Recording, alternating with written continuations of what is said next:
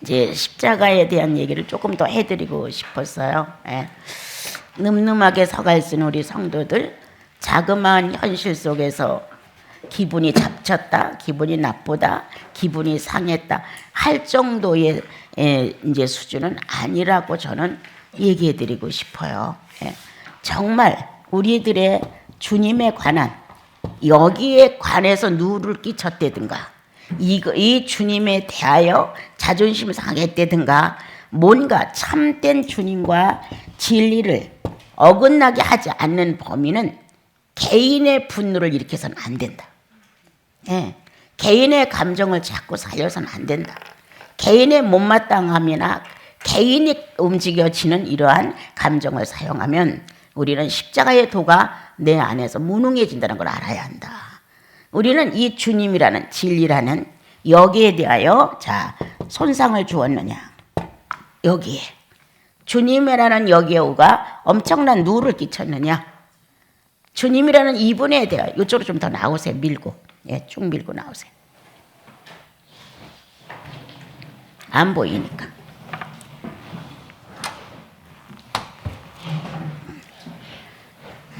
여기에 엄청난 피해를 입혔느냐, 이런 문제를 가지고 우리는 조금 이렇게 감정을 의롭게 사용할 수 있다. 그건 옳지 않았다. 그건 정말 진실이 아니야. 이렇게 뭔가 무감정 가지고 진리를 위하는, 꼭 알아들으세요. 무감정을 가지고 진리를 위하는 마음이 있다. 이 개인의 무감정, 본능적인 무감정, 죄인의 무감정, 이런 것에서 떠난, 이러한 것에서 떠난 무감정을 가지고 주님을 위한 진리를 상대로 감정을 써라. 이렇게 감정을 써야 되는데, 개인의 유감, 상대를 보는 불만, 뭔가 내 욕구가 안 채워지므로 내가 너 때문에 손해를 봐, 이런 상태에서 나오는 감정은 죄인의 감정이다. 그럼 이젠 그만 써야 되지 않겠느냐. 여러분들이 어디 가서 큰 성인을 만나도, 성인을 만나는 자리에서 내가 고분고분하고 꽤나 의로운 사람같이 행동할지 몰라도 그 자리를 비켜나오면 또 나예요. 예수님을 만나서 가장 겸손한 언어를 전달하고 가장 온순하고 온유한 자태를 드러냈다 할지라도 거기를 떠나 나오면 또 나는 엉클어지는 거예요. 이렇게 이중 생활에 초점이 안 맞는 자신을 부끄러워할 줄 아느냐. 이 이중 생활에 능숙한 자기를 보고 놀라지 않느냐. 가정에 들어가서 식구들 앞에서는 분노를 터뜨리고 자기 감정도 막 표현하고 혈기도 부리고 뭔가 짜증스러운 걸 막 발휘하고, 나를 잘 알지 못하는 사람들 속에 가면 나는 겸손하고 의롭고 온유하고 선량하고 너그럽고 용납적이고 희생적이고, 이러한 나를 이중으로 나는 둔갑한 사람이 아니냐. 이렇게 산다고 한다면 감정은 완전 무질서다. 감정은 자기 편에서 사용되는 자기의 도구일 뿐이지, 이 감정이 성화되어서 주님에게 내가 손상을 입혀서 저 자매가, 저 형제가 주님에 대해 누를 끼치고 있어, 내 가족의 아들, 딸들이, 그리고 누군가가 주님 이름에 피해를 입히고 있어, 이렇게 주님 자신에 대한 진리에 대하여 손상이 온다든가 누를 끼친다든가 피해를 가질 때 인간의 본능적인 감정에는 무감정으로 상대해 줄 수 있다는 거예요. 이렇게 성숙한 성도들, 참 멋진 성도들, 상대가 나에게 지난날 아주 큰 손해를 입히고 무척 내 감정을 상하게 했다 하자. 그런데 오늘의 어떤 문제가 벌어졌는데, 그 나를 그렇게 괴롭혔던 상대와 다른 사람의 문제가 벌어졌는데, 나는 거기서 얘기를 들으며 나를 괴롭혔던 그 상대에 대하여 감정이 살아나면서 그를 악평하게 된다. 이렇지 않습니까, 여러분들? 혹시 이게 무감정이 돼가지고 그 사건 다 떠나 현재의 사건을 가지고 얘기할 수 있어야 되는데, 현재 사건의 옳고 그름에 대하여 정확성을 띄워주고 거기에 옳은 판단을 진리로 해줘야 되는데, 그렇게 하지 않고 지난날 네가 나한테 얼마나 잘못했어, 얼마나 옳지 않았어, 나를 얼마나 억울케 했어, 그런데 네가 또 이와 같은 상황을 또 저질렀어 하면서 그 사람을 악인, 두 번의 악인을 내가 만들어가는 거예요. 이럴 때가 우린 참 많다. 십자가의 못을 박았다고, 정과 욕심을 십자가에 못 박았다고 성경은 우리에게 가르쳐 주셨다. 그런데 나는 내가 살아보니 하나도 못을 박지 않았다. 박은 건 주님뿐이시지 나는 별도의 인물이다.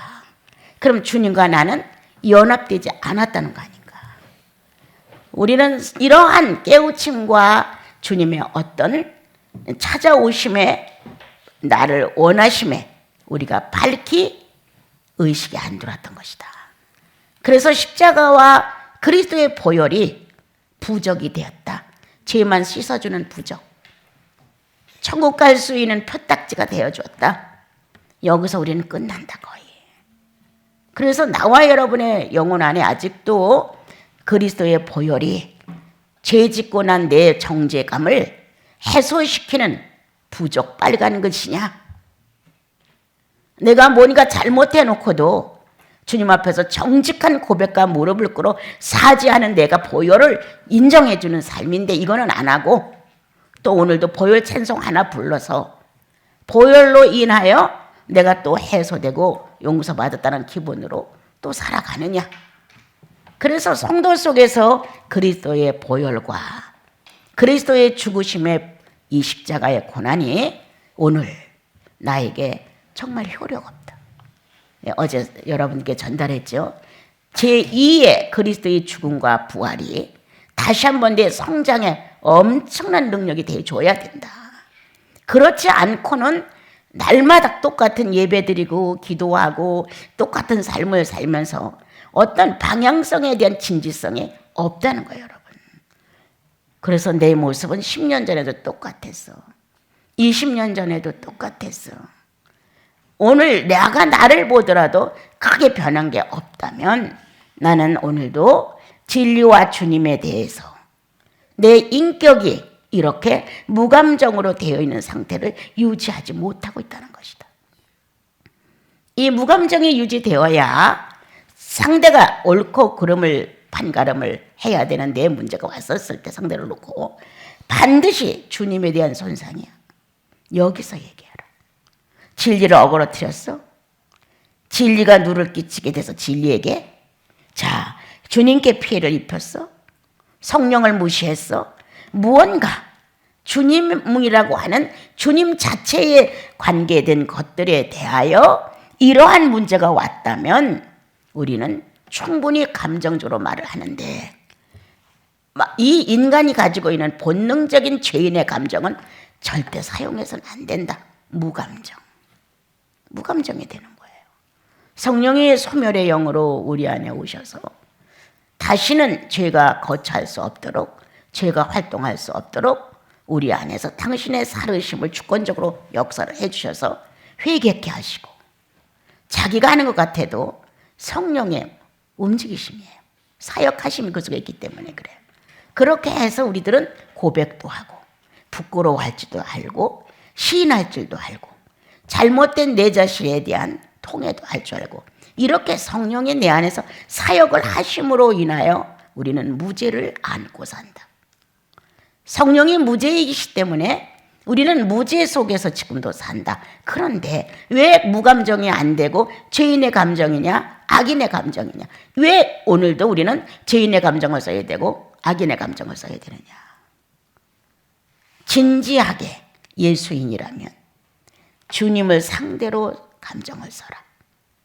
진리가 어떤 것인지 진리를 상대로 놓고 감정을 써라.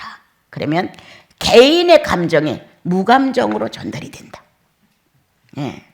그래서 십자가가 내게 있어 무감정을 다스리고 있다는 사실을 알아야 된다는 거예요. 뭐가 십자가의 못을 박았네요.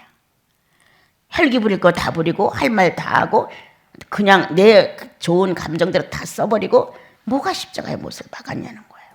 예. 그래서 이제 오늘 그동안 보혈이 빨간 글씨에 예수 믿는 사람들의 부적, 이 마땅치 못한 것들을 사기 같은 거를 다 막아주는 이런 부적으로 막 써붙이죠. 빨간 글씨로 또 저를 믿는 사람들을 내 집에 가면 이런 글씨가 있어요.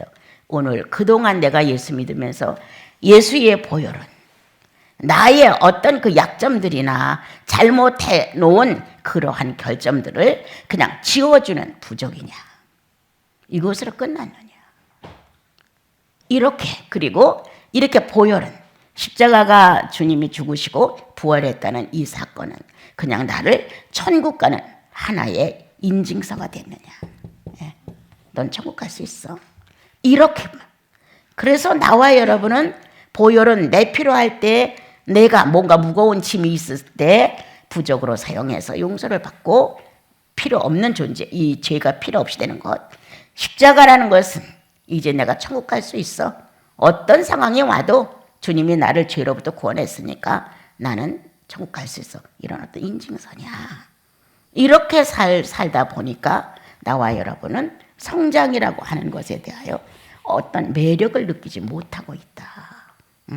이러한 나와 여러분의 모습을 다시 한번 구속, 다시 한번 2차적인 구속 안에서 새로운 발전을 해보자. 바울이 예수 그리스도를 엄청 사랑했고 어마어마한 성장과 율법을 정말 거룩하고 신선하고 신령하게 취급할 정도로 대단한 실력을 가졌었어요. 그런데 다시 한번 그가 재혁신을 일으킨 것은 부활에 참여하고자 하는 고난이었어요. 내가 더 바라고 원하는 것이 있다면 나는 죽음이라는 걸 거치고 싶다. 죽음이라는 걸. 그리고 이 죽음 속에서 다시 일어난 그리스도의 부활을 나는 경험하고 싶다. 이게 심령 안에서냐? 현실화될 수 없는 심령계에서 이상이냐? 아니었다. 나는 이거를 현실화시키기 위해서 오늘도 그 십자가를 향해서 내가 달려가고 있노라. 쫓아가고 있노라. 붙잡으려고 애가 타노라. 이렇게 말했단 말이에요.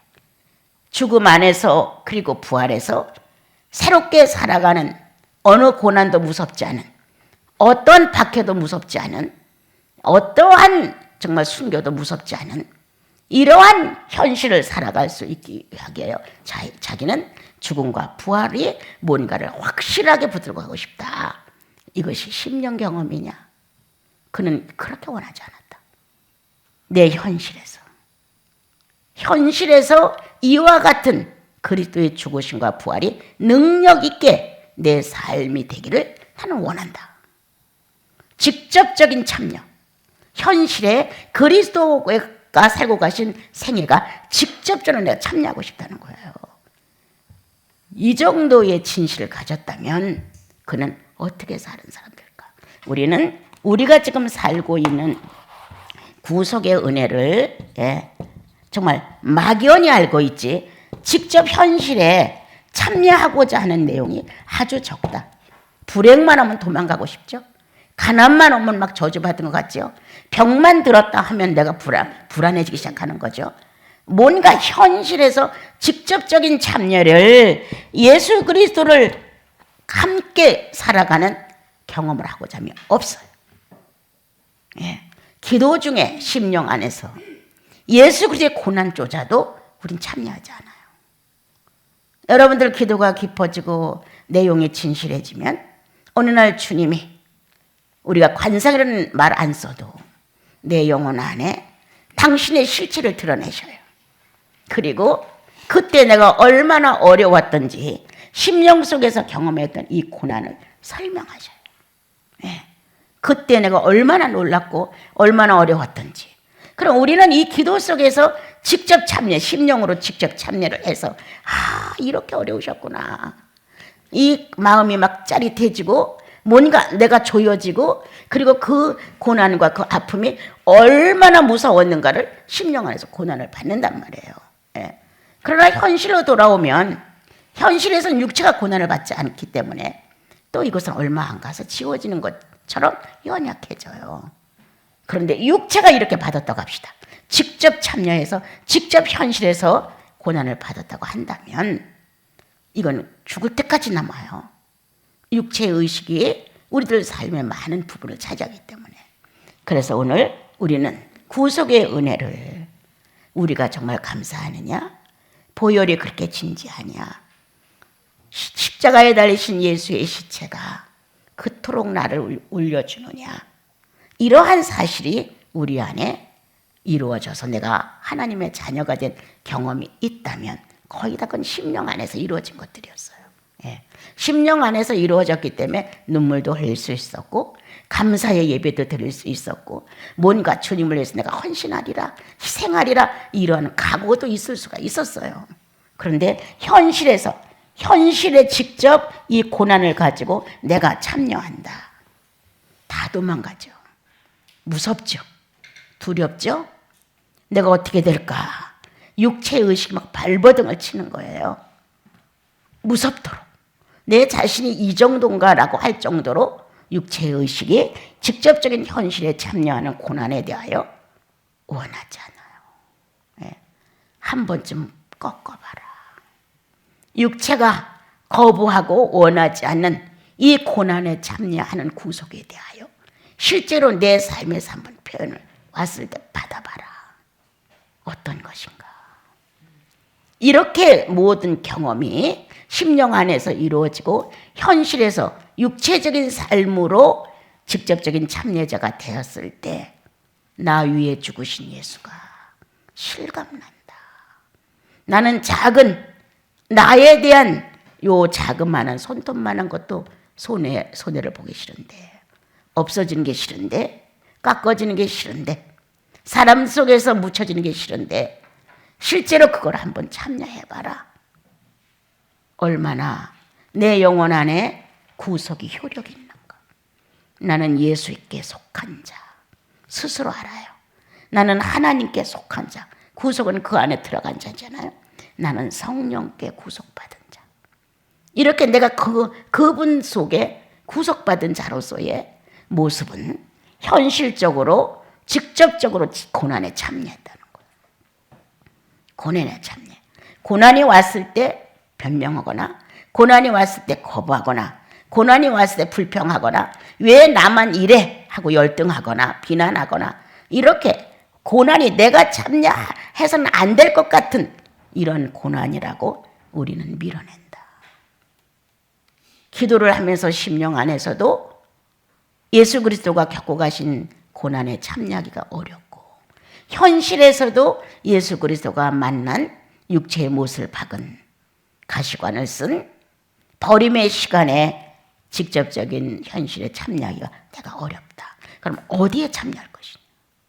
어디에? 한 군데도 내가 참여할 데가 없는 거예요.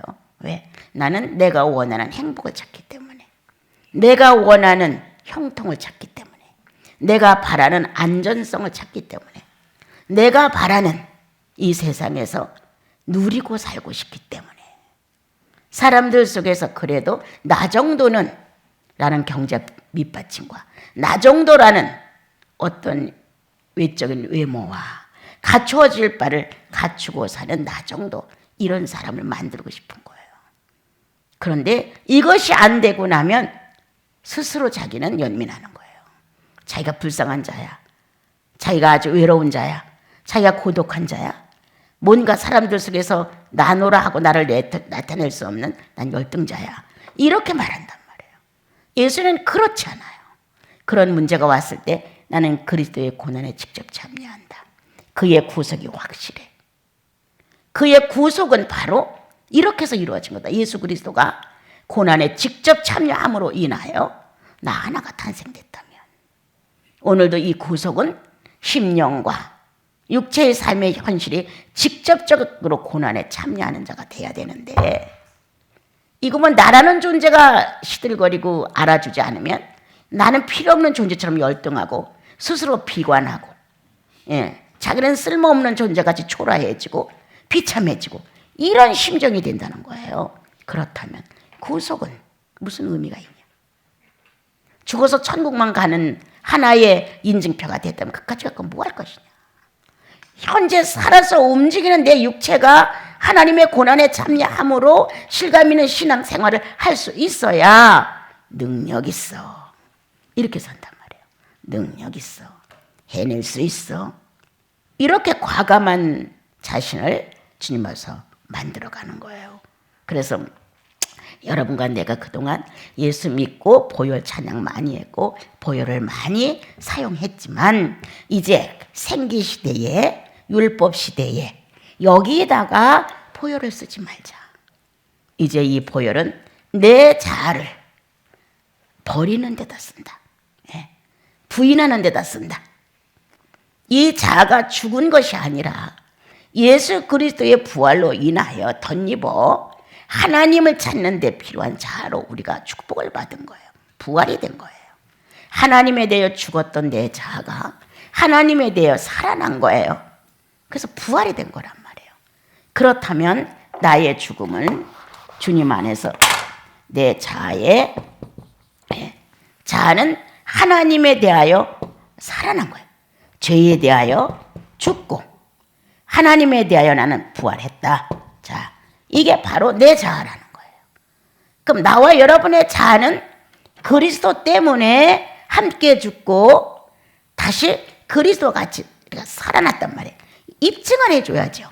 말로만, 꿈속에서만, 어떤 상상에서만, 이상 중에 추상적으로 그런 건 아니다. 정말 내 자아는 죄에 대하여 심판받아 죽었고 이제 그리스도가 부활하신 것처럼 하나님에 대하여 나는 살아났다. 전능자 앞에서 나는 존재의 의식이 있다. 스스로 존재자 앞에서 나는 내가 있음을 증명한다. 기묘자 앞에서 나는 그분의 상대자로서 의논한다. 이렇게 자신 있게 내 자아가 하나님에 대해서 살았다는, 부활했다는 사실은 바로 구속이다. 구속 속에 있는 것이다. 이렇게 살아가야 나와 여러분은 십자가 능력이 있다고 찬양을 하면서 십자가 능력 없어요. 예수의 부활이 사망을 이겼다고 찬양하지만 예수의 부활이 사망을 이긴 것 같지가 않아요. 본인이 만난 자그마한 시련 속에서도 완전히 혼자 다 죽는 것 같은 느낌을 받잖아요. 이럴 때 너무 많다. 오늘 십자가의 돌을 바로 놓자. 보혈은 내 필요에 따라 내 무거운 마음을 씻어주는 부적이 아니다. 십자가의 죽으심과 부활은 천국 가는 어떤 표딱지가 결코 아니다. 이제 이 죽음과 부활은 그리스도의 보혈과 새로운 만나는 내가 성장해 갈 수 있는 가장 필수적인 영양소고 생명이다. 같이 직접적으로 참여해야 된다. 어디에? 죽음에도 부활에도. 죽음도 같이 참여하고 부활도 같이 참여하는 것이다. 고난도 같이 참여하고 영광스러움도 같이 참여하는 것이다. 성경에 보면 이 말씀이 다 기록되어 있어요. 바울이 말씀하신 대로. 그래서 오늘 이제 나와 여러분은 그거 자체를 두 번째 성령 시대에서 성령의 임재, 성령의 내재 이 시대로 구속을 갖고 간다. 너는 누구냐? 구속받은 자예요. 이렇게. 너는 누구냐? 구원받은 자예요. 너는 누구냐? 거듭난 자예요. 그럼 구속을 받고 구원을 받고 거듭났다면 어떤 사건이 지나갔다는 거예요. 그 사건은 예수님의 사건이었는데 그 사건이 내가 인정하고 믿음으로 해서 내 사건이 된 거예요. 그럼 너는 누구냐? 사망과 더불어 내 자아가 죽고 부활과 더불어 내 자아가 살아났습니다. 이렇게 말할 수 있어야 돼요. 그래서 오늘 그러면 성령이 그렇게 됐어? 확실해? 하나님에 대하여 산 자로 여길지어다. 하나님에 대하여 너의 자아가 살아났어? 부활했어? 그럼 반드시 성령이 임재했을 것이다.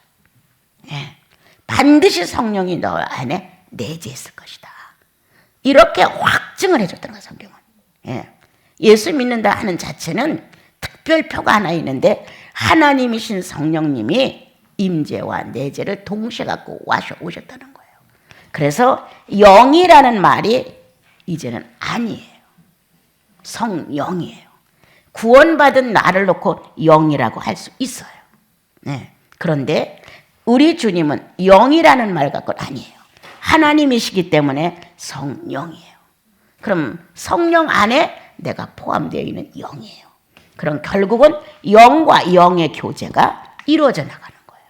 그런데 바깥에서 아까 말한 대로 육체, 현실 속에 고난이 임재되고 심령 안에 그리스도의 고난이 내재로 알려진다. 자, 임재와 내재는 하나님의 속성에 관계되어 있다. 속성을 알려주기 위해서다. 그것은 내재에 더 가깝고 임재는 사역을 알려주기 위해서다. 겉으로 드러나는 거예요. 그래서 속성과 이렇게 사역이 같이 만나요. 그 성경을 보다 보면 어디는 속성으로만 많은 부분을 차지한 기록이 있고 어느 부분은 사역만 많이 부분을 가지고 비율적으로 볼 때 많은 것이 되어 있어요. 그런데 속성이 없는 사역은 존재치 않습니다. 이걸 알아야 돼요. 속성이 있어야 사역이 이루어지는 거지. 속성이 없으면서 사역은 이루어질 수 없습니다. 네. 그런데 우리들은 어떻게 생각하냐면 사역이 전부인 줄 알아요. 자, 모세야 모세야 신을 벗어라. 너희는 곳은 거룩한 곳이야. 보니까 떨기나무에 불이 막 붙었어요. 네. 그런데 우리는 떨기나무에 불 붙은 것만을 보게 되어요. 사역적인 면에서 떨기나무에 웬 불이 저렇게 붙었어. 그래서 그거를 향해서 모세가 걸어가려고 했을 때 주님이 그건 아니야. 그러면 사역이 먼저이냐? 아니라는 거예요. 하나님의 실존이 속성화되어서 움직일 수 있는 관계를 가져올 때 사역이 일어난 거예요.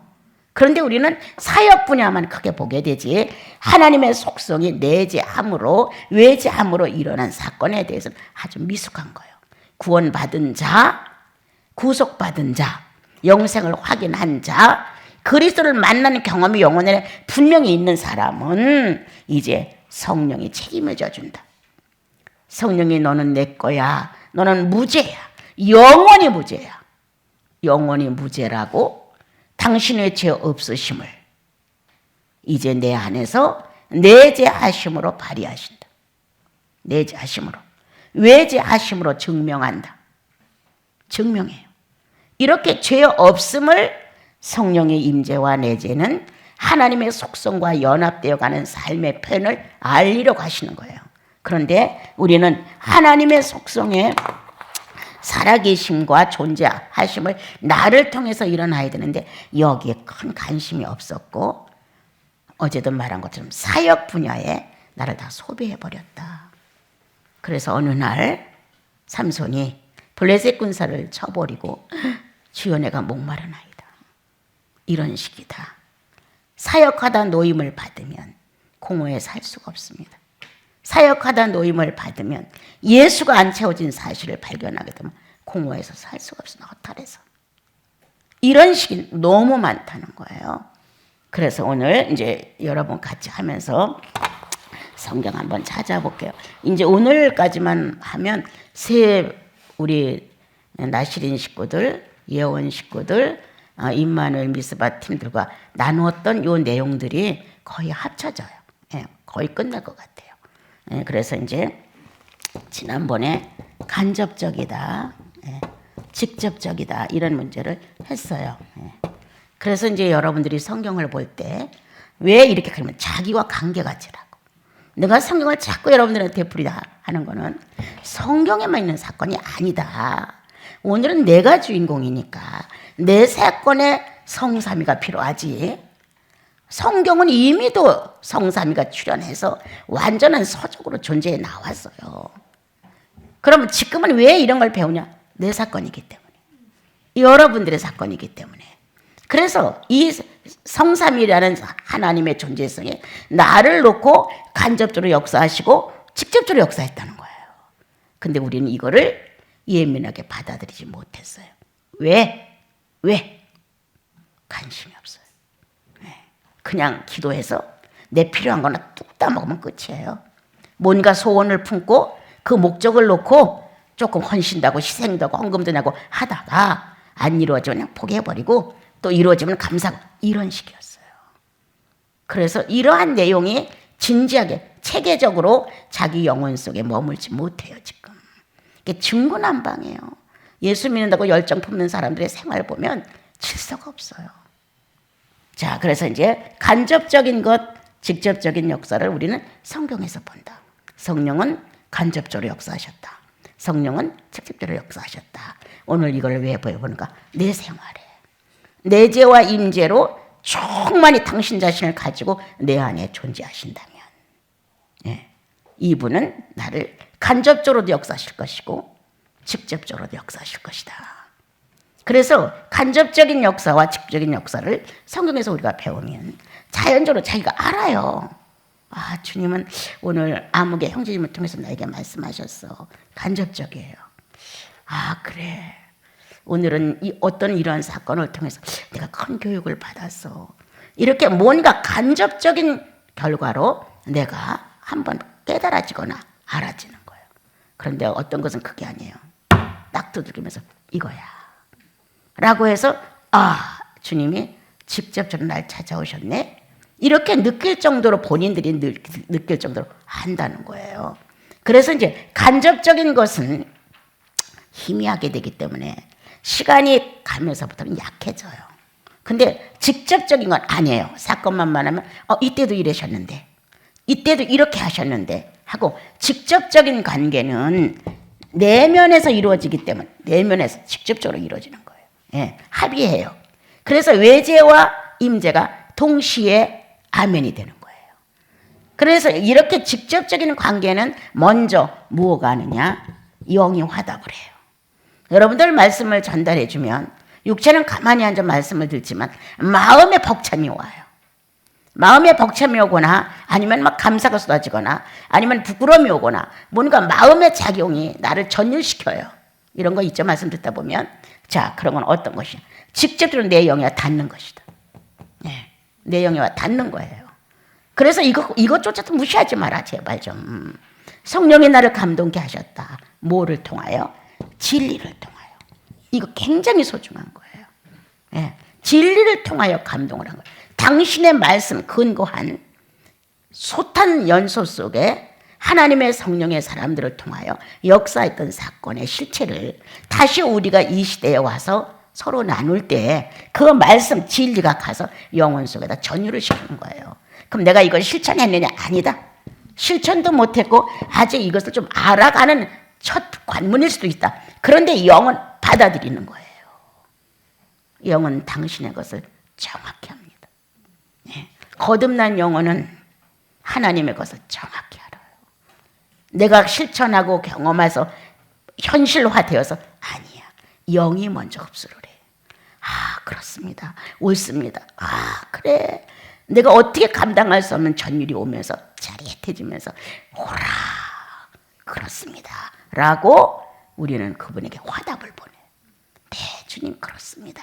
그래서 영의 현실이 된다. 영의 현실. 영의 현실로 먼저 받아들이는 거예요. 직접적인 관계다. 예, 영의 현실로 가르치고 학문을 배우듯이 이렇게 학문적으로 질서 있게 이렇게 하나의 수학의 공식을 풀어가듯이 그렇게 전개를 해서 가르쳐 주는 것은 영의 직접적인 관계가 아니라 정신의 간접적인 관계입니다.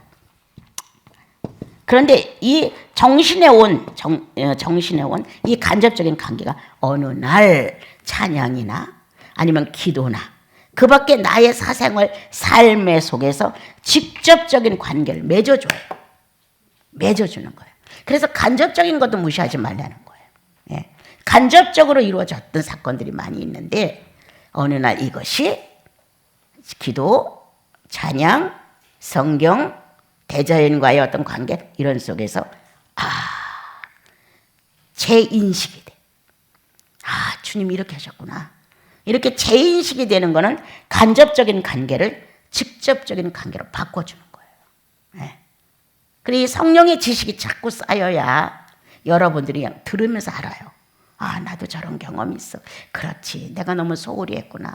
내가 성령을 너무나 문전박대했구나. 성령과 내가 일치되어 사는 삶으로 표현해드리지 않았구나. 이렇게 자꾸 알아지는 거예요. 예. 그래서 이제 성경을 보면 자, 천사가 나타났다. 예. 또 선지자가 전달됐다. 자, 이런 식으로 중간에 뭐가 대리자로 서서 일처리를 하는 사건은 다 간접적이에요. 천사가 나타나서 직접적인 거 아니에요. 예. 가브리엘 천사가 나타났다, 미게엘 천사가 직접적인 거 아니에요. 하나님 자신이 직접 등장하지 않은 자체는 다 간접적이에요. 그래서 직접적인 경험을 자꾸 하는 사람들은 간접적인 경험에 그렇게 빨려들지 않아요. 유혹도 안 당해요. 어디 가니까 어떻게 했다 관심 없어요. 그런데 이제 우리들이 이런 거에 대해서 잘 모르게 되면 천사가 나타났어. 깜짝 놀라는 거예요. 내 속에 성령 들은 것보다 더 큰 것 같은 거예요. 예? 내 속에 주님 예수 그리스도가 구속의 주님으로 오셔서 나를 대변하고 계시고 나를 항상 품고 계신데 이 사건보다 천사가 어떤 일을 했대 이게 더 큰 것 같은 거예요, 여러분. 이번에도 어떤 분이 와서 왜 책을 안 내십니까? 이렇게 말해요. 책을 내려고 고민했죠. 근데 제대로 안 되더라고요. 뭐가 그렇게 중요합니까? 성경이 있는데. 성경이 중요하지. 성경보다 더 다른 책이 어디 있어요? 그게 그렇지만 뭐 성경은 보기가 뭐 어쩌고 저쩌고 다 소용없는 말이에요. 성경의 맛들임을 해보십시오. 성경의 맛을 들이면 성경 속에서 예수님이 안 나와요? 성경 속에서 성령님이 안 나와요? 성경 속에서 하나님이 안 나와요? 그렇다면 형제님은 기도를 제대로 안 하는 사람이지. 이런 얘기를 좀 나눴어요. 네. 천사는 뭐냐? 직접적인 그리스도가 내 안에 존재한다는 의식이 있다면 천사는 뭐냐? 선지자는 뭐냐? 누구 말이라면 전적으로 막 믿어보려고 하잖아요. 성경 빼놓고는 진짜가 없어요, 여러분. 그래서 간접적인 것, 삶에서 선지자, 천사가 나타나서 구약시대에는 일치를 많이 했어요. 예. 신약시대에도 조금 있었지만 그리스도가 부활하신 이후부터는 이와 같은 신비가 사라지기 시작을 했죠. 예. 왜냐? 성령이 오셨으니까. 예. 성령이 직접적으로 우리를 관할하고 계시니까.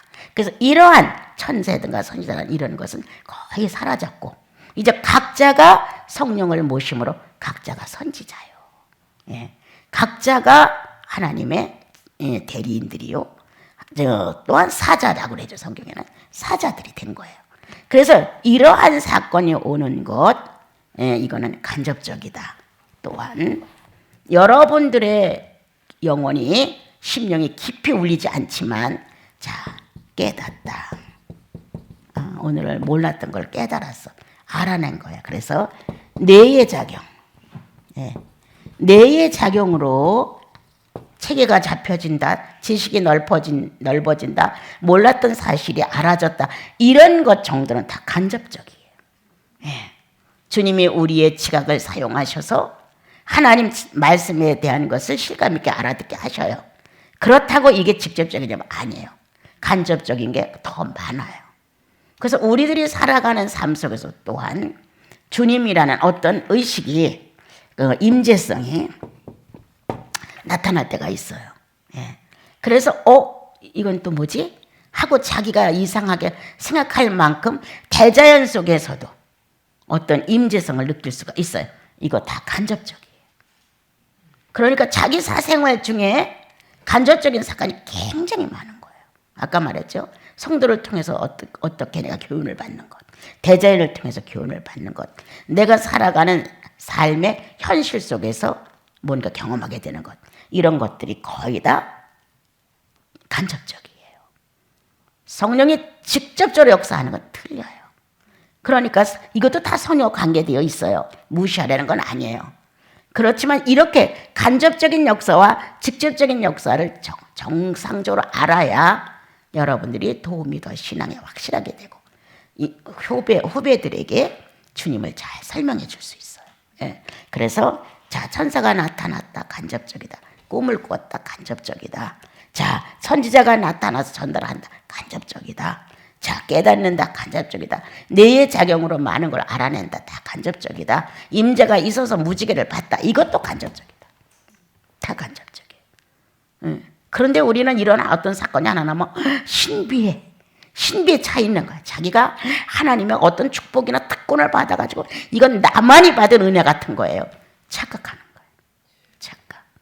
여기서 많은 이단이 나와요. 예. 이단들은 어떻게 하다가 뭔가 신비의 경험이 오면 자기가 특별히 은총을 받고 특별한 성청 속에서 부르심을 받았다고 착각해요. 그래갖고 자기가 하나님이 돼 끝내는, 이렇게 간접적인 사건 속에서 자기를 신적화하는 사람들. 예. 하나님이 자기 없이는 안 될 것 같은, 그래서 끝내는 자기가 하나님으로 둔갑을 하죠. 자기만 훌륭한 것 같은 거예요. 이단들은 다 그 안에 들어가 보면 자기가 하나님이에요. 그럼 이 사람들이 전혀 없어서가 아니라 이런 게 다 있었다는 거예요. 예. 그런데 이걸 오해하는 거지. 예. 간접적으로 나타나 나를 도와주는 것, 나를 일깨워주는 것, 나의 사생활을 신적 예수 그리스도의 삶처럼 바르게 만들어주기 위해서 이 역사가 일어나는 거예요. 그런데 이나마도 안 일어나면 우리는 무지한 짐승 같아요. 깨닫지도 못해. 뇌의 작용도 없어. 임재도 없어. 천사도 없어. 선지자의 가르침도 없어. 아무것도 없어. 그러면 짐승이에요, 짐승. 그래서 우리들의 바깥 생활에 이와 같은 것들이 함께 움직여지는 것은 예수님의 사생활 중에 바깥 생활을 우리에게 정돈하라고 가르쳐 주시는 거예요. 예수님은 가다가 내가 돌부리에 딱 걸려 넘어지면 왜 이렇게 여기 돌을 갖다 놔서 이렇게 하지 않아요. 내가 실수했네. 내가 돌을 못 보고 지나갔네. 내가 잘못해서 돌부리에 걸렸다고 생각한 게 예수님의 마음이에요. 그런데 그 성령의 마음이 아니면 누가 이 자리에 원치 않은 것을 갖다 놔서 나로 하여금 넘어지게 만들었냐고, 이렇게 악을 발휘하게 되죠. 근데 예수님은 제일 먼저 자기를 먼저 긍정해요. 내가 잘못 봤지. 둘째, 뭐가 잘못된 것일까? 그래서 자기의 이렇게 경솔한, 앞을 제대로 안 보고 감정대로 움직여지는 자기 자세를 보죠. 내가 이거 경솔했구나. 이렇게 넘어진 자신에 대하여 내가 경솔함으로 이와 같은 일을 저질렀구나. 이렇게 되면 그때 주여 감사합니다. 난 몰랐습니다. 깨닫게 하시니까 하나님이시니 고맙습니다. 이게 예수님이에요. 예. 그래서 이 간접적인 역사도 나에게 바른 지도를 해주신다는 거예요. 예. 어느 사람이 어떻게 해서 어떤 일로 인해서 엄청난 어려움을 겪었다는 얘기를 하길래 이런 얘기를 나누게 됐어요. 많은 사람들은 수업료를, 인생을 배우면서 수업료를 내는데 어느 사람은 돈으로 지불합니다. 어느 사람은 건강에 해쳐져서 건강으로 지불을 합니다. 어느 사람들은 자식들이 속을 썩여서 자식들의 대가를 치릅디다. 이런 이제 얘기를 하면서 어떤 게 가장 연약한 것이요? 이렇게 이제 얘기를 했어요. 그랬더니 자기 편에 생각해보니까 다 연약한 게 아니라 다 필요한 거잖아요. 예. 그런 거예요. 값을 치르지 아니하면 안 돼. 값을 치르고 깨닫는 거예요. 이랬구나. 그런데 돈을 손해보는 게 가장 약한 거예요. 예. 자식이 잘못되고 아내와 남편이 잘못되고 이것만큼 큰 손해가 어디냐. 그래도 경제가 손해되는 것은 가장 작은, 아주 제일 작은 연약한 대가를 지불한 것이다. 이제 그렇게 얘기를 나눴죠. 그래서 이제 이런 걸 좀 지금 넣고요. 그다음 직접적이다. 예. 하나님이 직접 출현한다. 예.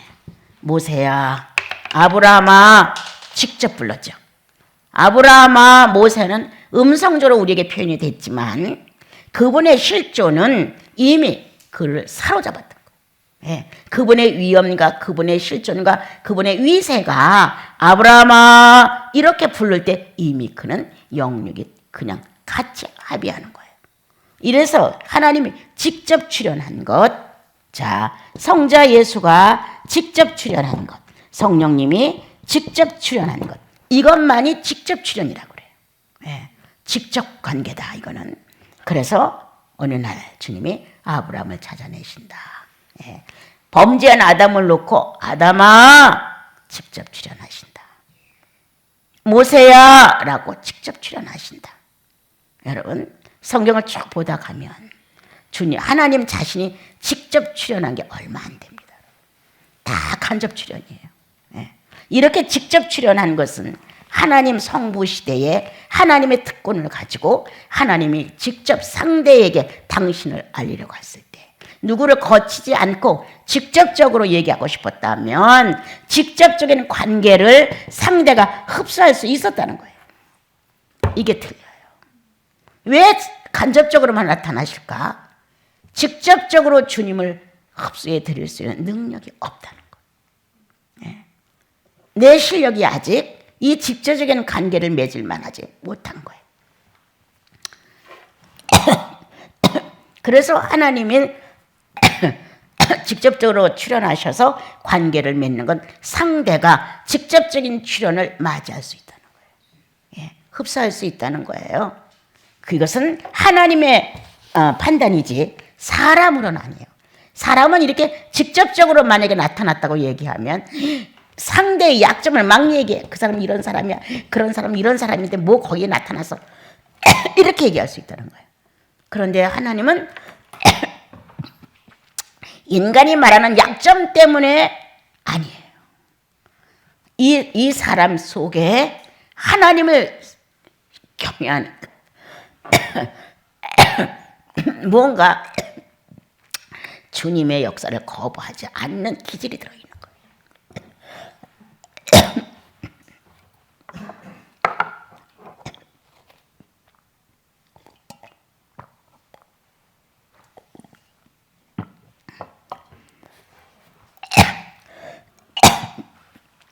그래서 이 사람 안에 하나님이 가셨을 때 거부되지 않는 본질적인 의미에서 신과 접촉될 수 있는 가능성이 있는 사람한테 찾아가신 거예요. 그래서 직접적인 역사를 이룩하시는 거예요. 그럼 직접적인 출현과 직접적인 관계를 가진 성도들은 거의 다 하나님의 사역과 주님의 속성을 그대로 노출시킵니다. 아주 멋쟁이에요. 멋쟁이.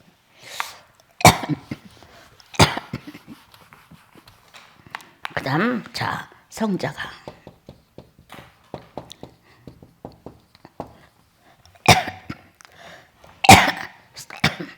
성자 예수님의 출현이 있었단 말이에요. 그렇죠? 야, 가브리엘 천사가 찾아간다. 간접적이다. 그런데 내가 어떻게 이런 일을 감당할 수 있겠습니까? 내가 사나이를 모르는데. 그러니까 천사가 멈칫하고 있었죠. 그래서 다시 대화가 되면서 그 이름을 예수라 하라 하고 마리아는 그렇게 되기를 바랍니다. 이렇게 말했어요. 자, 여러분들이 성령 안에서 성령에 압도된 어떤 주님의 신적 존재의 환경과 내부가 되어 있다. 그러면 하나님이란 존재만이 존재가 아니라 하나님이란 존재 안에는 성자도 있고 성령도 계십니다. 역할을 하나님의 이름으로 크게 일을 하고 있는 것이지 그 안에 속성은 성자의 속성이 있어서 만물이 그로 말미암아 나왔다는 것과 구속의 속성을 그대로 거기 존재하고 있습니다. 또 성령의 속성을 하나님은 그대로 갖고 있습니다. 인격의 변화의 속성을. 하나님 안에는 전능하신 성부 안에는 성자의 속성과 물론 본인의 속성이 있고 그 다음에 성령의 속성이 있는 거예요. 그래서 이 주님이 하나님이신 이 주님이 일을 하시게 되면 성자의 속성과 성령의 속성과 합의를 하게 됩니다. 견제해서 합의를 해서 같이 출현하게 됩니다, 여러분. 이래서 이제 가브리엘 천사가 가서 이렇게 할 때는 마리아가 간접적으로 받아들입니다. 그런데 그가 낳으실 바 예수라는 이름을 말해줍니다. 그리고 또한 그에게 뭐로? 성령으로 잉태할 거라고 말해줍니다. 자, 간접적인 내용이었는데 이게 직접적인 현실이 됐다고 하는 것은 마리아의 마음 안에 하나님을 경외하는 옳은 자세 안에서 성령이 이 뜻을 접수했다는 거예요. 그래서 직접적인 현실로 바꿔줬어요. 감적적인 가브리엘 천사의 출현이 있었지만 이 자세가 성자 예수의 속성을, 성령의 속성을 합의해서 나타나려고 했을 때 이 마리아의 마음 안에 흡수할 수 있는 힘이 있었어요. 예라고 대답하는 그의 그 당돌한 그리고 담대한 이 응답 속에 주님은 간접적인 사건을 갖다가 직접적인 사건으로 바꿨어요. 그 뜻대로 이루어 주십시오. 그 이름은 예수라 하라. 또는 성령으로 잉태될 것이라. 이렇게 성령으로 잉태될 것이라. 이 두 사건이 직접적인 관계로 맺어졌어요. 현실로. 아까 우리가 말했잖아요. 간접적인 우리들의 사생활 속에서도 간혹 이것은 직접적인 관계를 가져온다.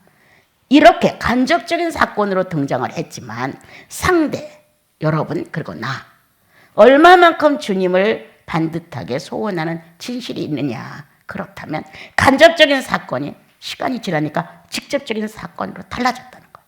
아, 내 그땐 잘 몰랐어. 그런데 지금에 와보니 직접적으로 주께서 동행하셨구나. 아, 이제 지금에 와 생각해보니 성령이 직접 관여하셨구나. 본인이 깨닫는 거예요.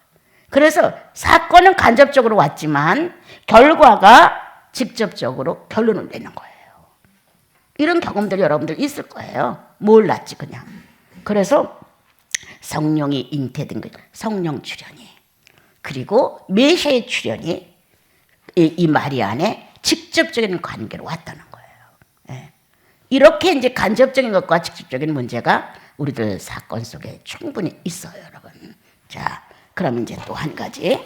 자, 예수 그리스도의 십자가의 공로로, 구원의 공로로, 자, 내가 죄인에서 의인 됐다고 하는 이것이 심령의 확정으로 자기의 직접적인 관계가 됐습니다. 간접적인 전달법에 의해서 내가 그걸 받아들일 때 직접적인 것이 됩니다. 그래서 이 죄인이 그걸 받아들이면서 아, 이래서 거듭나는 거로구나. 이래서 예수님이 필요했구나. 이래서 무죄가 됐구나 하고 의인으로 탄생되는 경험이 있었다는 거예요. 이거는 직접적인 어떤 사건을 가지고 직접적인 관계를 주님이 맺어준 게 의인의 모습이에요. 여러분과 내가. 예. 그래서 의인이 돼서 구원은 간접적인 사건을 전달했는데 직접적으로 만들어 줬다. 이렇게. 이런 사건이 우리 안에서 이루어지는 것은 또 한 가지. 자, 성령은 이제 성도의 사생활을 잘 들어주세요. 완전히 직접적인 관계로만 맺으려고 하신다요. 이걸 꼭 알아야 돼. 간접적인 필요 없다는 거야, 이제는. 옛날에 육체적인 삶에 충분히 좋겠고, 예, 그때는 희미하게 보였지만 지금 확실하게 보인다. 어렸을 때는 생기시대 때는 그렇게 보는 것도 듣는 것도 말하는 것도 깨닫는 것도 어린아이 같았지만 이젠 아니다. 이렇게 말하는 거예요, 성경은. 그럼 지금 왜 아니냐? 모든 게 직접적인 관계로 바뀌었다는 거예요. 성령이 내재하신다고 하는 것은 내 삶의 어떤 것들이나 그 밖에 부수적인 신령한 것들이 다 직접적인 관계로 쓴다는 거예요. 핑계대지 마라. 나 그때 잘 몰라서 핑계대지 마. 당신이 간접적인 관계를 무시했어. 이게 직접적인 관계로 등장을 해서 완벽하게 완성을 했어야 돼. 당신이 관심 없었잖아. 왜 그렇게 말해? 당신이 책임자야. 당신이 거부했어. 내가 보통 이렇게 말할 때 하거든요. 당신은 자꾸 왜 아니라고 그래. 성령은 오늘도 와서 존재하시는 성령의 현실을 만들고자 해요. 성령의 현실을 만드는 것은 예수 출현이에요. 예수님을 만들고자 하시는 거예요. 그러면 성령이 직접적인 관계를 안 맺고 어떻게 예수님을 출현시킬 수가 있어요? 여러분들 내용 안에 지금 성령이 존재한다는 것은 직접적인 관계가 이미 맺어졌다는 거예요. 이렇게. 어마어마한 재산이죠. 그래서 오늘도 성령은 작은 목소리로 말할 수 있어요. 아들아. 이 아들아라고 한번 울린 그 마음 안에는 하나님에 대한, 예수님에 대한, 성령에 대한 직접적인 관계가 꽉 차 있어요. 그 중에 하나라도 발견해야 돼. 내가 할 수 있는 일은. 내 안에 성령이 나의 모든 것을 가지고 일을 하시니까 이거였구나. 그 많은 것 중에 하나라도 현실화시켜야 돼요. 내 거예요, 그거. 내 거. 그래서 주님은 현실로 임재로 증명을 해달라는 거예요. 네가 보여. 나타내. 주님을 사랑한다고 밤새 기도하고 울었다고 쳐봐요. 누구도 사랑하지 못한 게 뉘우쳐지고 누구도 사랑하지 못한 게 뉘우쳐지고 했어요. 그 이튿날 낮에 나와서 여전히 어제와 똑같아. 뭐한 짓이야. 울고 불고 사랑 못한 건 뉘우치고 다 했는데도 불구하고 현실로 드러나는 면에 하나님의 임재의 현실이 없는 것처럼 산다는 거예요. 오히려 이거는 소멸되게 만들었죠. 성령을 소멸하지 말며 소멸되게 만든 거예요. 그런데 이제 오늘 다시 주님은 성령이 우리 안에 지금 힘있게 존재하시는 것은 바로 사생활 중에 당신이 직접 관여하신다는 것을 알려주신다. 그리고 직접적인 관계를 맺음으로 인해서 성도는 임재 현실을 드러내는 것이다. 얼마나 멋있어요. 성도들이 임재 현실. 오, 당신 좀 변했네. 이렇게 말한다면 주님이 내게만 일하셨구나. 사람들이 알아볼 수 있도록 임재를 느낄 수 있을 정도로 변해된 사실을 느낀다면 직접적인 관계는 엄청 커졌다는 거예요. 네. 그래서 이제 직접과 간접을 이제 얘기하면서 이제 앞으로 시간이 주어진다면 성경 구조를 찾아가면서 하는데 이거 세 부분들의 여러분들과 같이 마치기 위해서 빨리 정리를 하고 나가야 될 것 같아요. 네. 그래서 이제 간접적인과 직접적임에 자 여러분들은 나사렛 예수를 구주로 받았다. 예. 그래서 여러분들의 심령이 알았다. 분명히 여러분들의 이성과 여러분들의 의식과 여러분들의 양심이 오라라고 확증했다. 이렇게 오라라고 확정했던 것은 이제 예수 그리스도가 내 구주라는 사실을 직접 관계로 맺었다. 네. 이런 문제를 주님은 어떻게 구약에 말하냐면 내 친아들이야. 이렇게 말씀하셔요. 직접 관계를 내 친아들이야. 너희가 나를 향해서 아바 아버지라 부르지 않느냐. 누구만이 그런 특권이 있냐. 자식만이 특권이 있는 거예요. 자식만이 아버지 아빠 어색하지 않잖아요. 에? 이 인류에서 가장 멋있는 말 엄마 아빠야. 이건 실증이 없는 말이에요. 실증이 없는 말. 아무리 자식이 불러도 실증이 안 나고 부모가 아무리 들어도 싫지 않아. 가장 멋있는 단어가 엄마 아빠야. 에? 이것만큼 멋있는 단어가 없어요. 그러니까 우리들이 예수 그리스도를 영접하고 나면 아버지 이렇게 부른단 말이에요. 그래서 직접적인 친자 관계라는 거예요. 친자 관계. 아마 히브리서나 이 원어 같은 데는 그렇게 나올 것 같아요. 친자 관계로. 예, 이 유전자가 같다는 친자 관계. 이건 다른 것이 조금도 사입될 수 없고 다른 것이 조금도 불순물이 낄 수 없는 관계예요. 이거는요. 그렇게 친자의 관계로 예수는 내 구주가 됐다면 심령 안에서 어느 날 이게 이루어진 거예요. 그래서 직접 관계를 맺었죠. 예수 그리스도를 통해서 내가 심령 안에서 직접 구세주를 인정한 관계가 있었다면 이 사실로 성령님은 오늘도 직접 관계를 맺기를 원하신다. 자, 내가 늘 말하잖아요. 감동을 받았는데 아무것도 없어? 그건 뭐 하는 짓이야. 주님이 자기 에너지를 넣어서 나에게 감동을 주었다면 반드시 성령은 이 안에 뭔가를 전달하셨다는 거예요. 직접 관계를 맺었다는 거예요. 근데 우리는 직접 관계로 이걸 알지 않고 그냥 감동을 주어서 눈물을 흘리고 그냥 감사하고 뭔지는 모르지만 하여튼 좋았어요. 이런단 말이에요. 그럼 뭐 하는 짓이야. 아직도 의식이 안 돼. 분별이 안 돼. 왜 오셨는지. 왜 나 같은 자에게 오늘 감동을 주셔서 내 마음을 뭉클게 했는지. 왜 원인을 안 캐. 거기까지는 주님이 하시다가 다 감동까지는. 그러면 내용에 대하여 알아낼 것은 본인이 할 일이 아닌가. 주님 내게 왜 감동하셨나요? 왜 나를 울게 하셨나요? 과거를 생각하고 너무 감사한 마음이 들었어요. 나 왜 그렇게 하셨나요? 뭔가 여기 감동을 갖다면 내용이 나와야 돼요. 그래서 성령이 내 안에서 직접적인 운동을 하셨는데도 불구하고 내가 감동으로 끝나면 간접적으로 약해지는 거예요. 예. 실상이 되어서 나와야 내용이 확실하게 바깥으로 탁 튀어나와서 아 이래서 나한테 오늘 말씀하셨구나. 아 이래서 나에게 뭔가 은근히 감동을 주셨구나 하고 내용이 딱 떨어져야 돼요. 그래서 직접적인 관계가 간접적인 관계의 관계를 통과해서 다시 직접적인 열매를 가져오는 거예요. 성령은 100% 직접적이에요. 간접적이 거의 없어요. 그래서 이제 간접적이라고 한다면 뭐냐? 임재의 사건. 예. 임재의 사건은 간접적이에요. 또 하나 얘기합니다. 여러분들 조금 이해하시고 들으셔야 돼요. 자, 신령한 은사에 대해서. 예. 이거는 많은 감동과 어떤 의식의 느낌이라는 게 있어요. 예. 신령한 은사, 방언, 예언, 치유 그리고 여러 가지가 있어요. 이러한 것들 꿈을 꾼다든가 뭔가 응답이 된다든가 그건 아주 갖가지 여러 내가 할 수 없는 어떤 것들이 많아요. 그런데 이런 신령한 은사가 감동으로도 많이 와요. 또한 느낌으로도 많이 와요. 그런데 이 신령한 은사 때문에 우리가 거의 망했어요. 네. 이 신령한 은사를 개척해서 이제 다시금 인격적인 은사로 이거를 남겨서야 돼. 이거는 이 세 가지 중에서 이 신령한 은사는 간접적이에요. 이건 임재에 가까워요. 인격을 통과해서 나온 게 아니에요. 인격을 통과해서 나왔다면 방하는 사람이 쌍욕할 수 있어요? 방언하는 사람이 오기스러운 말 할 수 있어요? 방언하는 사람이 원석 없는 말을 하겠어요? 방언하는 사람이 혈이 부리겠어요? 안 나와요. 못해요.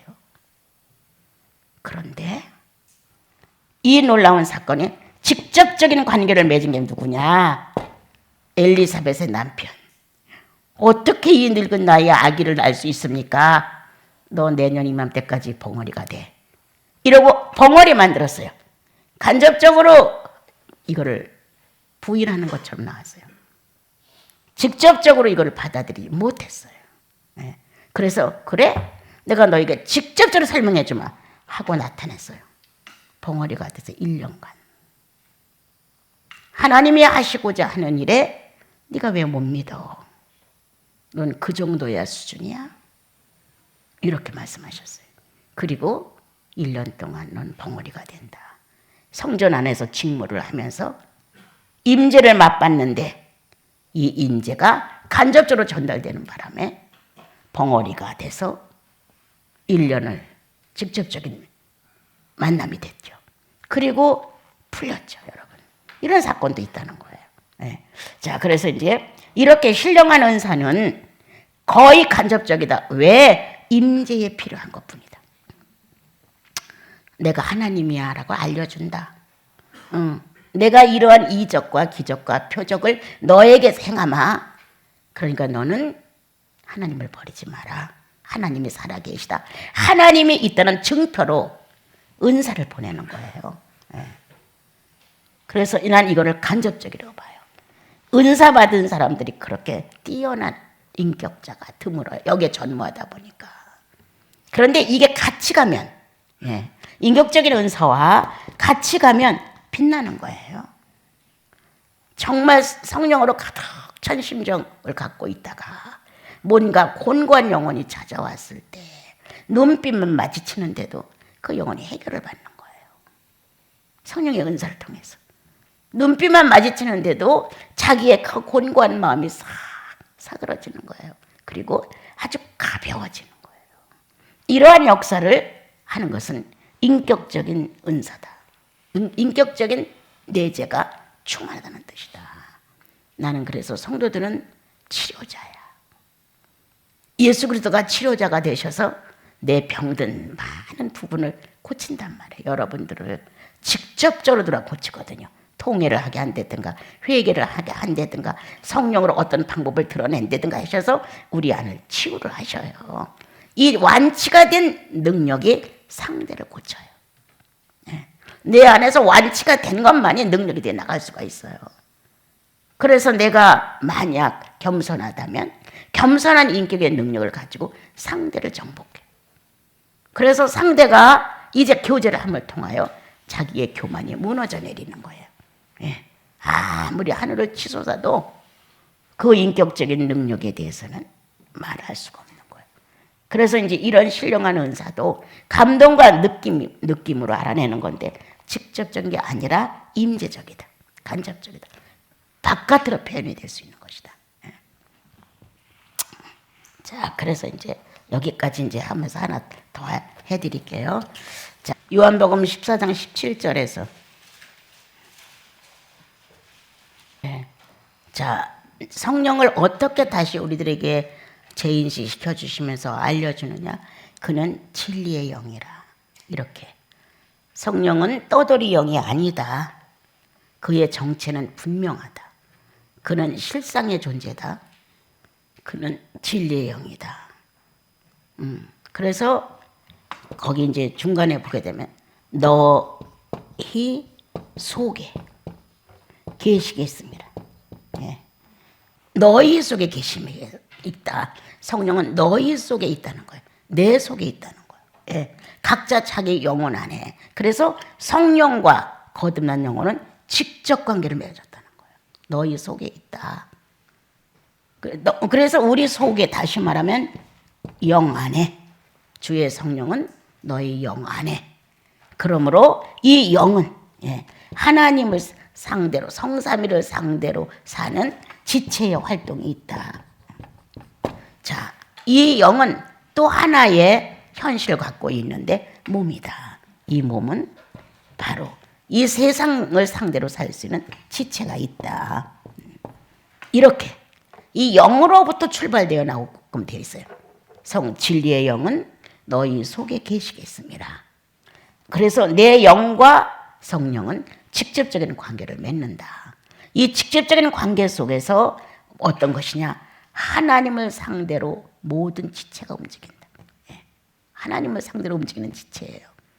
그래서 손, 발 이렇게 외형적으로 나타난 지체가 있고 겉으로 나타난 이 지체는 심령 안에서 영의 지체예요. 영의 지체고 이 몸에서 나타나는 것은 육체의 지체예요.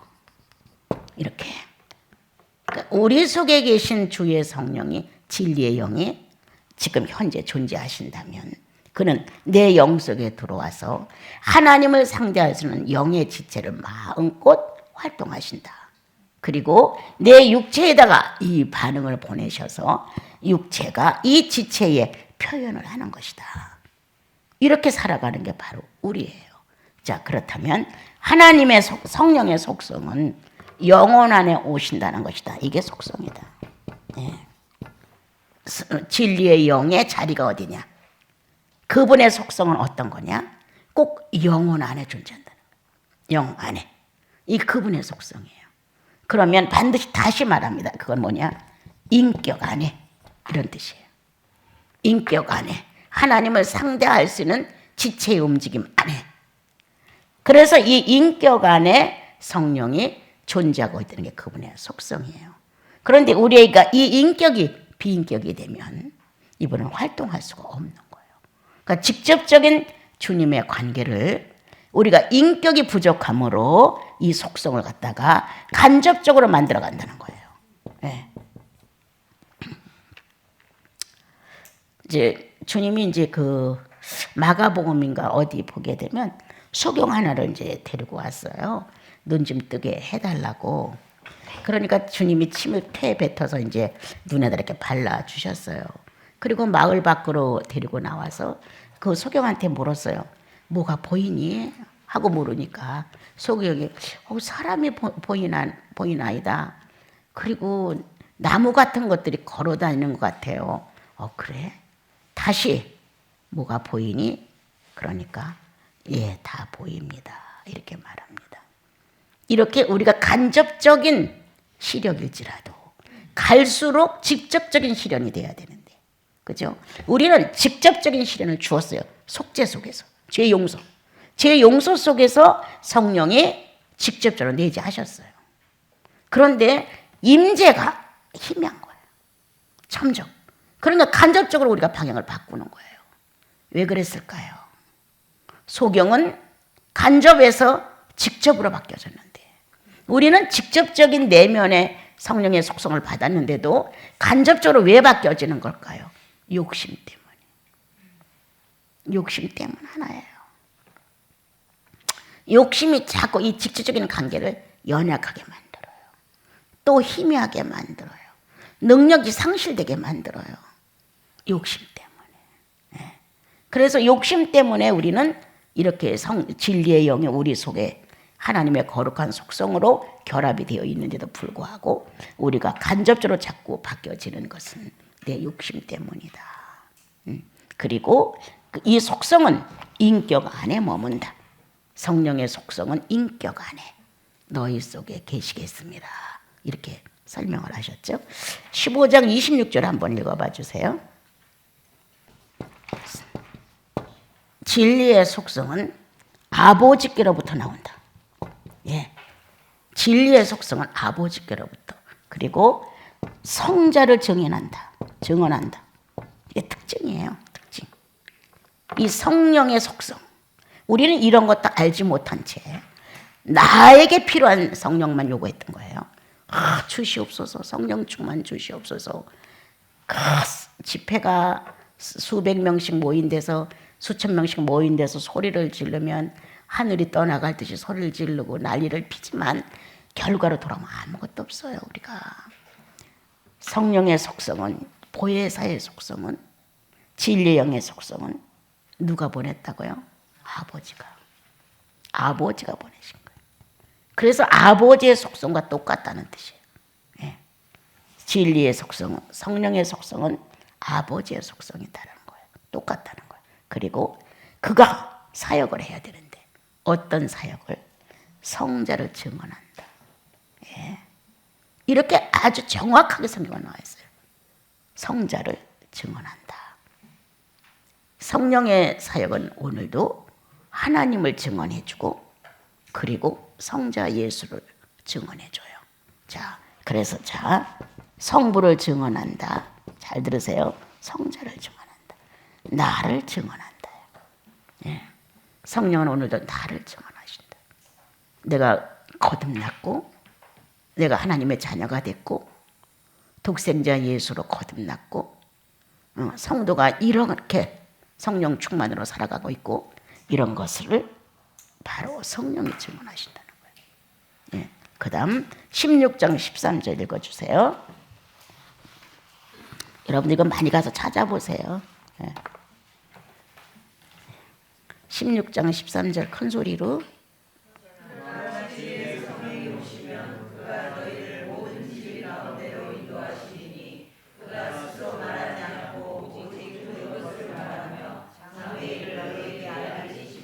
예, 진리의 영이 오시면 그렇죠? 자의로 말하지 않는다. 자기 뜻대로 말하지 않는다. 그분의 속성이죠. 제가 좀 찾아서 다시 볼게요. 그러나 진리의 성령이 오시면 그가 너희를 모든 진리 가운데로 인도하시리니 그가 스스로 말하지 않고 오직 들은 것을 말하며 장래일을 너희에게 알리시리라. 예. 성령이 오시면 우리를 진리 가운데로 인도한다. 그래서 비진리는 존재할 수 없다는 거예요. 예. 비인격은 예. 이렇게 이제 장래일도 말한다. 이런 건 다음에 공부해도 되고 지금 중요한 것은 진리의 영은 진리를 말한다. 그래서 비진리가 존재할 수 없다. 비인격이 존재할 수 없다는 거예요. 이렇게 성령의 속성은 진리 운동이에요. 예. 성령의 속성은 인격 운동이에요. 진리로 인격을 바로 세워주는 것을 바로 성령이 하시는 일이에요.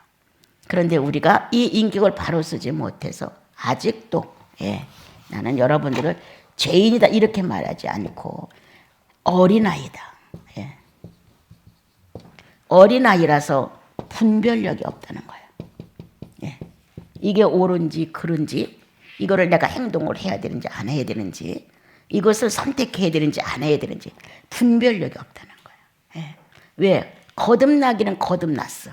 그래서 죄로부터 자유를 얻었지만 아직도 의의 인격이 성장을 못했어요. 교회는 열심히 다니고 봉사도 열심히 하고 종교의식은 남 못지않게 충만하게 했지만 성장이 없으니까 어린아이 같은 거예요. 어린아이 같으니까 분별력이 없는 거예요. 이게 바로 나예요. 그래서 나와 여러분이 진리의 영이 있으면 우리의 영적 사회에 분별력이 반드시 있다. 예. 영적 사회의 주인공들이에요. 이 세상의 분별력들은 똑똑한 사람들은 많아요. 손해와 이익 관계를 정확하게 처리하거든요. 이런 사람들은 이 세상 죄에 대해서는 엄청난 분별력이 있어요. 죄의 세상에서. 그래서 영특하다, 영리하다, 똑똑하다. 야, 그 사람 아주 보통이 아니야. 이렇게 평가를 받은 것은 죄 사회에 대하여 분별력이 있다는 거예요. 그런데 우리는 거듭나고 나면 진령이 우리 안에 오시면 영적 사회의 분별력이 먼저예요.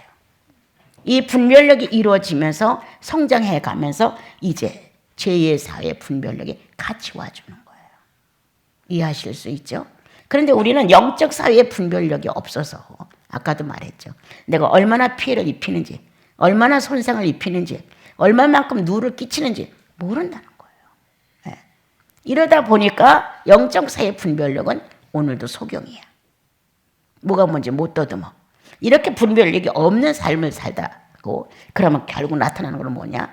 지난날 죄인의 분별력으로 충만하다. 예. 그런데 성령은 절대 죄인의 분별력으로 우리를 평가하지 않아요. 이 분별력은 좀 뒤떨어질 수가 있어요. 그렇지만 영적 분별력, 성부와 성자와 성령에 대한 내재와 외재, 또한 인격과 비인격, 이런 것에 대한 분별력이 정상으로 서게 되면 죄의 분별력은 쫓아오는 거예요. 이렇게 쫓아오는 거. 이게 발달되는 게 아니라 쫓아오는 거예요. 그래서 스스로 이건 이렇게 처리하면 안 되겠구나 라고 떨어지는 거예요. 이렇게 영적 사람이 해결을 해나가는 거하고 죄인의 한 사람으로서 영특하고 영리하고 똑똑해서 하는 건 틀려요. 여기는 이익권이 너무 많이 붙어 있어요. 죄의 분별력에는. 그런데 영적인 사회의 분별력에는 이익권이 없어요. 네. 선을 이익권으로 놔요. 선으로. 착하고 선하고 진실하고 정직하고 의롭고 경건하고 이걸 이익권으로 놔요. 그렇기 때문에 이 이익권의 차이가 하나는 비물질이고 하나는 물질이에요.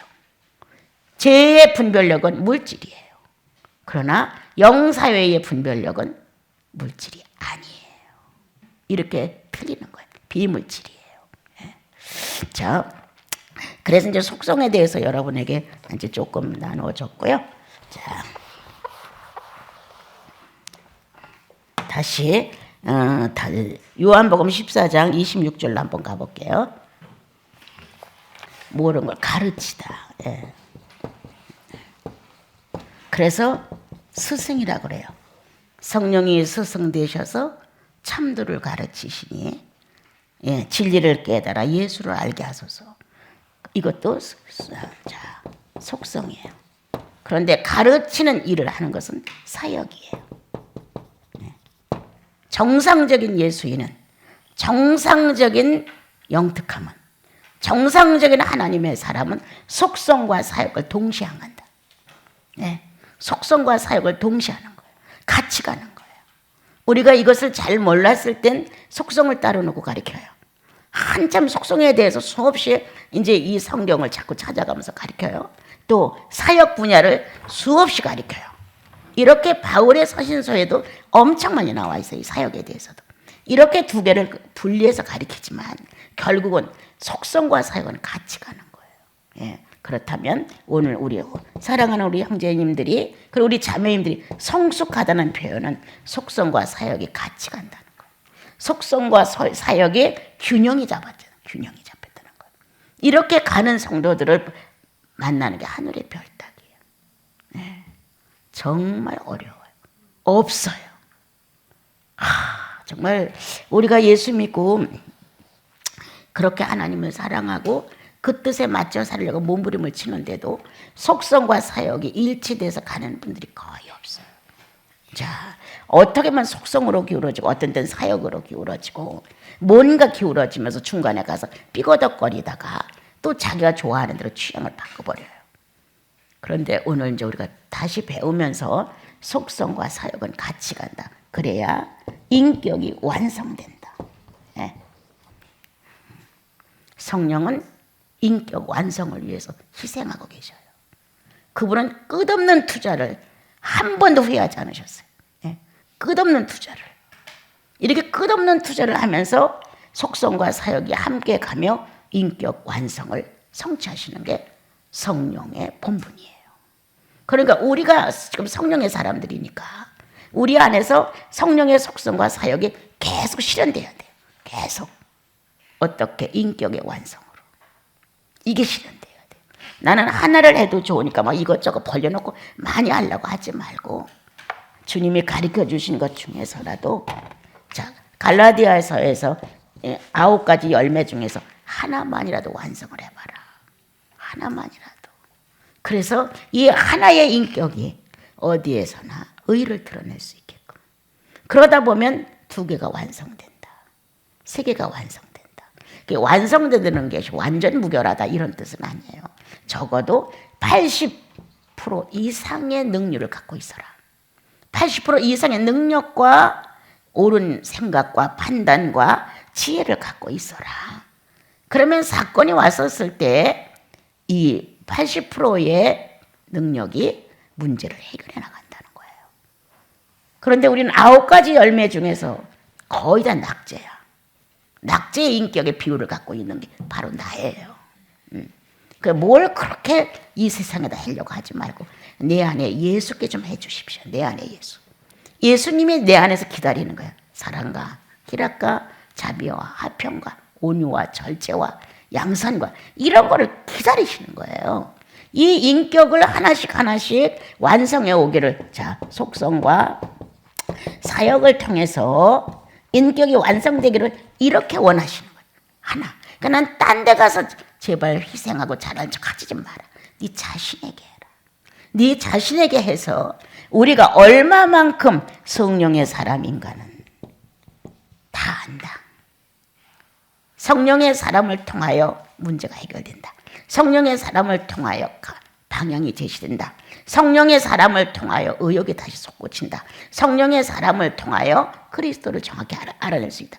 이렇게 성령의 사람이 되어서 나와 여러분의 무지를 열어주고 예수 그리스도를 정확하게 소개해 줄 수 있는 사람이 되어야 돼. 나는 우리들의 자매님, 형제님들의 아들, 딸들이 몽땅 예수 가르쳐주는 사람이 됐으면 좋겠어요. 그게 되겠어요. 은사가 다 틀리니까 안 되지. 욕심은 언제든 가끔 찔러주는 말이 그 말이에요. 언제라도 주님이 부르시면 너 올 수 있어? 이런 거. 주님이 부르시면 넣어야죠. 가짜야 진짜야? 그렇게 해야죠. 왜 말 이렇게 시답지가 않아? 주님이 부르시면 40살에도 예라고 할 수 있어? 50에도 예라고 할 수 있어? 지금 주님이 나를 안 부르시니까 나는 주님을 가르치는 은사가 없나? 이렇게 생각하지 마. 주님은 70에도 부를 수가 있어. 주님은 60에도 부르실 수가 있어. 주님이 필요하다 하시면 다 탈탈 놓고 갈 수 있어야 돼. 예, 다 그렇게 생각하고 있죠. 근데 왜 이렇게 죄인처럼 말해 이렇게. 떳떳하게 갈 수 있죠. 뭐 이렇게 말 못해. 갈 수 있어요. 또 이렇게 해요. 점검을 해. 나는 가끔 우리 애들을 만나면 주님이 어느 때 불러도 이해라고 할 수 있냐. 그분의 부르심은 그분의 특권이다. 그래서 예수 그리스도를 소개해 주는 사람들 꼭 목사님만은 아니에요. 예. 뭔가 그리스도를 소개해 주고 그리스도를 칠판으로 강론을 해주고 하나님을 강론하고 성령님을 강론하면서 정말 예수인을 만들어주는 천상의 하나님의 자녀들이 지상에 사는 것처럼 좀 한번 멋지게 좀 가르쳐 달라는 거야. 나는 야, 천국만 가서 만나면 유감이다. 야, 이 땅에서 좀 이렇게 멋있는 성도들을 위해 만나야 되지 않겠냐. 이렇게 얘기를 하지요. 예, 그래도 아직은 우리들이 세상에 너무 익숙하다 보니까 그게 잘 안 나와요. 예, 실을 해주는 거예요. 세상에 묻혀 살을까 봐. 세상에 묻혀 살을까 봐. 주님이 부르시면 언제든지 나는 주님 거야. 이걸 가지라는 거예요. 주님이 불러서 나에게 어떤 단체를 맺기신다든가 몇 사람을 양육하라든가 막 이런 사건이 꼭 이루어지기를 나는 바라기 때문에 늘 이렇게 침을 주지요. 예. 그래서 오늘 우리들의 인격이 하나만이라도, 둘만이라도, 세 개만이라도 어느 정도 궤도를 좀 넘어서서 자유자재가, 성령이 이 인격 하나를 붙들고 자유자재하셔야 된다. 갖다가 마음대로 탁 쓸 수 있어야 되는 거야. 내가 만약 겸손하다면 겸손을 갖다 탁, 겸손이 필요한 자리에다 딱 쓰셔야 되는 거예요. 그래서 오만한 자가 꺾어지는 거예요. 잘난 척하고 자기 계획에 부풀어 있고 무언가 자기의 어떤 자만심을 꽉 찼는데 겸손한 자와 같이 교제하면 그 겸손의 인격이 탁 나감으로 상대를 탁 낮춰주는 거예요. 이게 바로 우리가 어느 정도 성령의 인격으로 다듬어진 내가 되면 하나님의 속성과 사역이 같이 가면서 인격을 완성해 준다는 거예요. 예. 성령이 하실 일을 만들어 드려라. 하나님을 증언하게 해라. 이게 성령이 하시고 싶어 하는 거예요. 성자 예수를 증언하게 하라. 성령이 하고 싶어 하는 일이에요. 예. 성도, 나를 증언하게 하라. 이게 오늘 마지막 말이에요. 여러분들의 성령과 사역을 동시에 같이 하시면서 하나님을 증언케 하라. 하나님이 이런 일을 하셨습니다. 성자 예수를 증언케 하라. 이분이 나에게서 이렇게 능력이 있으셨습니다. 뭔가 또 나를 증언케 하라. 내가 성령 안에서 이렇게 달라졌습니다. 이래서 성령이 하실 일을 만들어 드려라. 이제 가셔서 여러분 이제 몇 달에 만날지 모르지만 이제 이번에 가셔서 성자가 하실 일을 증언하고 하나님이 하신 일을 증언하고 내가 함께 살아가고 있는 것을 증언하게끔 성령의 일을 만들어 드리면